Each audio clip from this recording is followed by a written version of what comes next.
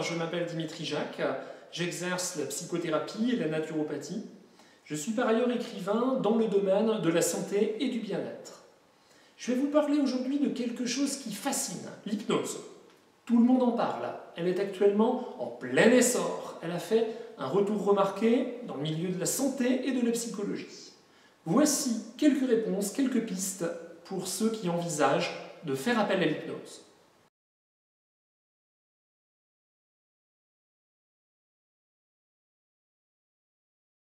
Alors il existe différentes hypnoses dans la façon d'hypnotiser, dans la profondeur de la transe, dans la finalité évidemment. Contrairement à ce que laisse entendre l'origine du mot, à savoir sommeil, il ne s'agit pas d'un état de sommeil, mais d'un état de conscience modifiée.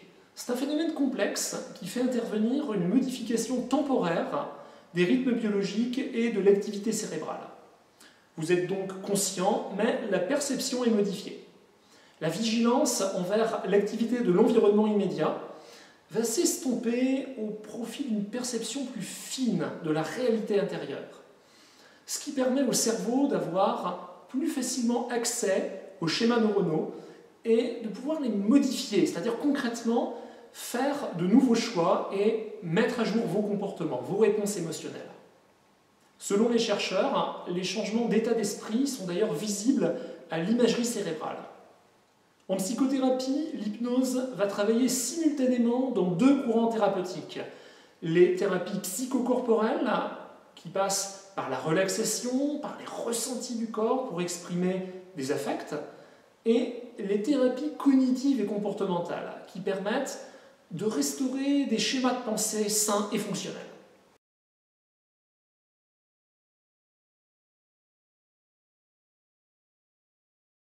Les différentes formes d'hypnose, notamment l'hypnose de spectacle, ont entraîné, il est vrai, un peu de confusion dans les esprits. Du coup, des gens s'interrogent sur ce qui va se passer en cabinet. Alors déjà, je rappellerai que nous sommes ici dans le cadre particulier d'un accompagnement thérapeutique, très loin du fantastique, même si la guérison ou le mieux-être peuvent tout à fait être quelque chose de formidable. Alors, si vous avez peur de ne plus avoir le contrôle de vous-même, je vais vous rassurer immédiatement. Une des choses que l'hypnose thérapeutique permet peut-être le plus, c'est précisément d'apprendre à vous contrôler. C'est vous qui êtes aux commandes de vous-même. Et c'est ça qui est génial, parce que vous apprenez à devenir autonome dans la gestion de vos pensées et de vos émotions. C'est complètement sécurisé, il y a même un côté ludique. En fait, si vous voulez, l'objectif, c'est que très rapidement, vous n'ayez plus besoin du thérapeute.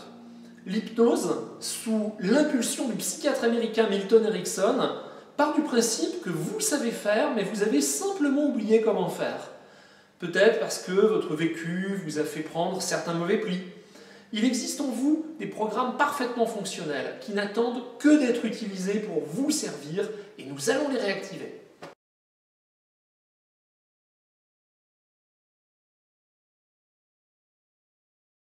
Dès que nous voulons nous défaire d'un comportement, d'une habitude ou d'un mauvais réflexe qui nous conduisent à faire le contraire de ce qu'on voudrait faire. Concrètement, arrêter de fumer, de grignoter, dépasser une peur, une phobie, un stress qui nous bloque.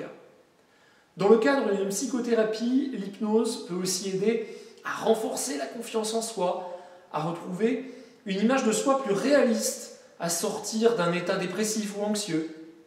Alors évidemment, je l'utilise dans ma spécialité, à savoir l'accompagnement de la perte de poids et les troubles du comportement alimentaire. Et dans ce cas, l'hypnose agit souvent comme un véritable accélérateur du changement.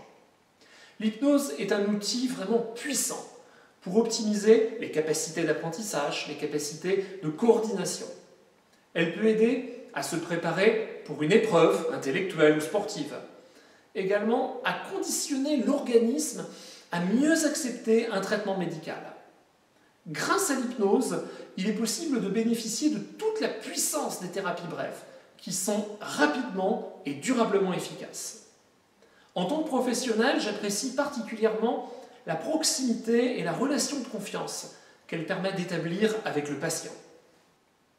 Je me tiens disponible pour répondre à vos questions ou, si vous souhaitez obtenir un rendez-vous, au numéro qui s'affiche.